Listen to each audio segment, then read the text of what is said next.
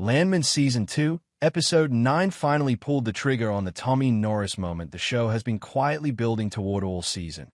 And honestly, it landed exactly the way many of us expected. With most of the cast down in Louisiana celebrating the launch of the rebuilt offshore gas rig, Cammy fully stepped into her power and made it painfully clear that anyone who stood in the way of her vision was going to pay for it. While she and Galeno doubled down on the risky offshore play meant to secure Monty's legacy, Cammy used the trip as the perfect setting to cut loose the person who had pushed back the hardest, Tommy. For weeks, the tension inside MTEX has been obvious. Tommy, Rebecca, and the rest of the company favored a safer, more calculated approach, while Cammy embraced the gamble that defines wildcatting. Now that her plan is officially in motion, she's done pretending she needs dissenting voices at the table. Firing Tommy as president felt less like a shock and more like an inevitability. In her mind, he simply doesn't have the stomach for the kind of risk she now believes is essential. What's still murky is whether Tommy was pushed out of leadership or out of MTEX altogether.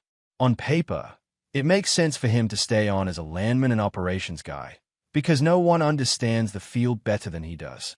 But Cammy's lingering resentment over his past failures, especially compared to Monty's survival of the 2008 crash, makes it very possible she wants him gone completely. Either way, this decision is going to ripple outward. Tommy being sidelined or demoted could wreck the fragile progress he's made with Angela, especially if it forces him to stay in Midland while she wants Fort Worth. If he's truly out, Cooper's job is suddenly on shaky ground too, and the Norris family could spiral fast. And then there's Galeno, who has always respected Tommy and might see this as his opening to pull him deeper into a much darker orbit. However this shakes out, the fallout is going to define the season finale.